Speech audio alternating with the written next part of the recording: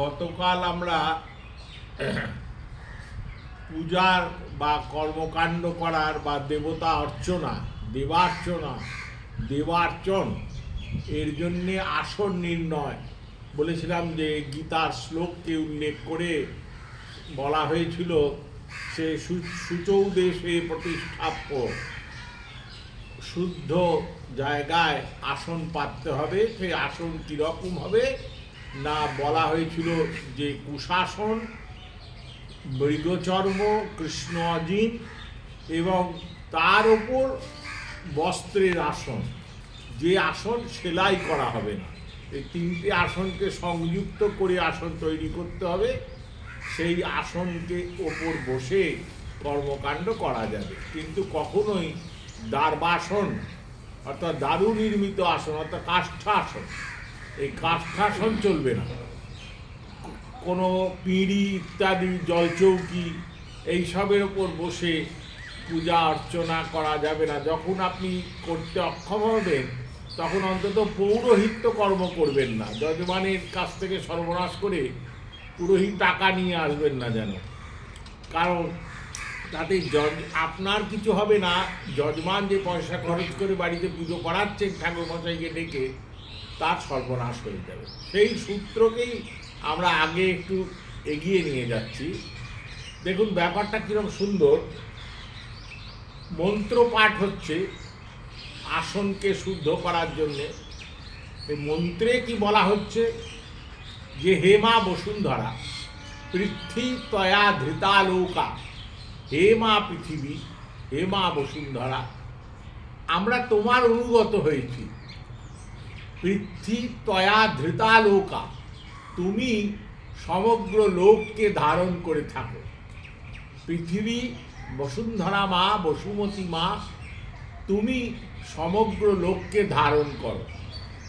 আর তোমাকে ধারণ করে পঞ্চদা, পৃথ্বী তয়া ধৃতা লোকা, দেবী ত্বং বিষ্ণুনা ধৃতা, তোমাকে স্বয়ং নারায়ণ বিষ্ণু তিনি ধারণ করে থাকেন। সেই পৃথিবী মা তঞ্চ ধারয়মাং নিত্যম, আমরাও সব সময় তোমার ওপর অবধারণ বা তোমাকে ধারণ করে, বক্ষে ধারণ করে, চিত্তে ধারণ করে, শরীরে ধারণ করে যদি পৃথিবী থেকে স্বতন্ত্র হয়ে যেতাম তাহলে তো সত্তাই থাকবে না। আমার এই মনুষ্য দেহের সত্তাটা থাকবে কি করে পৃথিবীবিহীন হলে? তঞ্চ ধারয়মাং নিত্যম, তোমাকে আমরা ধারণ করে থাকি, বন্দনা করি।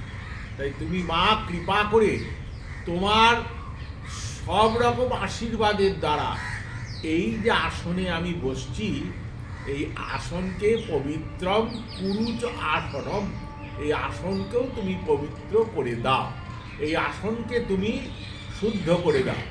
এবং আসন শুদ্ধ হলেই আসনের নিচে যে স্থান তাও নিজের থেকেই শুদ্ধ হয়ে যাবে। ভগবান বিষ্ণু মানে বিষ্ণু স্মরণটা এতই শাস্ত্রে বন্দনীয় বলা হয়েছে, যস্য স্মরণ মাত্রে ন পুমান ভবতি নির্মল, যাকে স্মরণ করলে মানুষ নির্মল পবিত্র হয়ে যায়। সেই বিষ্ণুকে যদি হৃদয়ে স্মরণ করা যায়, যশ স্মরেত পুণ্ডরীকাক্ষম, তাকে যদি স্মরণ কীর্তন নয়, মুখে উচ্চারণও নয়, কেবল মনে স্মরণ করলেই আসন শুদ্ধি হবে। আর ওই গীতার ওই বাক্যটাও যথাযথভাবে পালন করা হবে যে সূচৌ দেশে প্রতিষ্ঠা।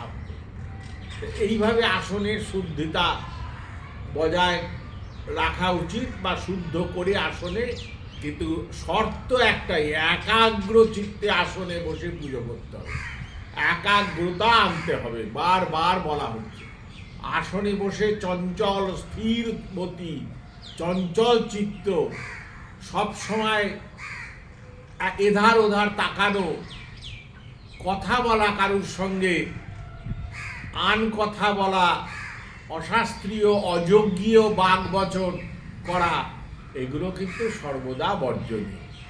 যতদূর সম্ভব মন চিত্তের সঙ্গে সংযুক্ত করে সম্যক সমাহিত চিত্তে একাগ্রতাকে স্থাপন করে সেই আসনে বসে পুজো অর্চনা করতে হবে, তা না হলেই মুশকিল হয়ে যায়।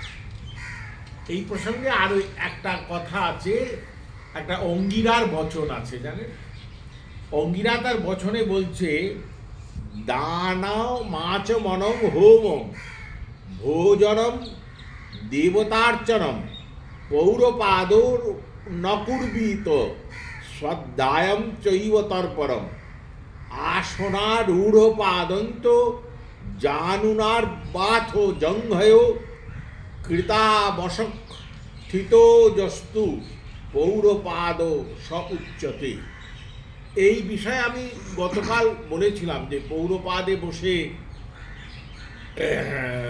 শ্রদ্ধায় বেদ পাঠ, গুরুর কাছ থেকে বেদ শিক্ষা, দেবতা অর্চন করা চলে না। এখানে অঙ্গিরার বচন দিয়ে আরও প্রমাণটাকে বলিষ্ঠ করছি। দান দানও মাচ মনং হোমং, দান আচমন হোম বা যজ্ঞ ইত্যাদি করা, ভোজনম দেবতা অর্চনম প্রসাদ ভোজন করা, দেবতাকে অর্চনা বা পুজো করা, পৌরপাদ নকুর্বিত স্বাধ্যায়ঞ্চৈব তর্পরম পৌরপাদে বসে স্বাধ্যায় করবে না এবং তর্পণাদি করবে না। পৌরপাদ কাকে বলে? আসনে চরণটা থাকবে কিন্তু আপনি নিজের থাই যেটা তার ওপর সমগ্র শরীরটাকে তুলে বসলেন এঁকে বেঁকে স্টাইল করার জন্য। দেখবেন অনেক মহাপুরুষের চিত্রের ভেতরও আছে, জানি না সেই মহাপুরুষ ওরমভাবে বসেছিলেন কিনা, না আমরা কায়দা করে তাকে ওরম বানিয়ে নিয়েছি।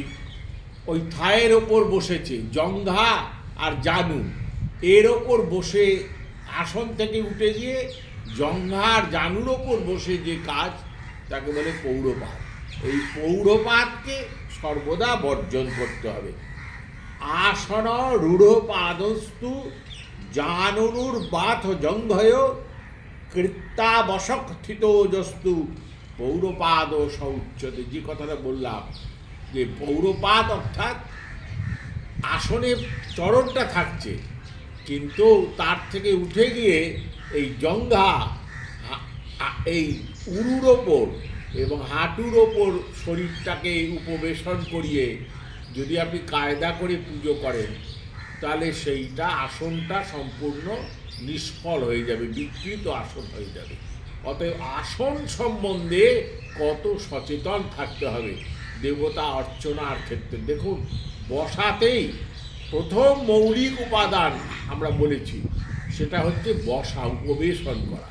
উপবেশন মন্ত্রস্য, উপবেশন করছি আমরা। উপবেশন করতে গেলে সেখানে ডাকা হচ্ছে কাকে? কুর্ম দেবতা। যে কুর্ম দেবতা পৃষ্ঠদেশে এই সমগ্র পৃথিবী ধারণ করে আছে, সেখানে ডাকা হচ্ছে মেরুপৃষ্ঠ ঋষি। মেরুপৃষ্ঠ ঋষিকে ডাকা হচ্ছে।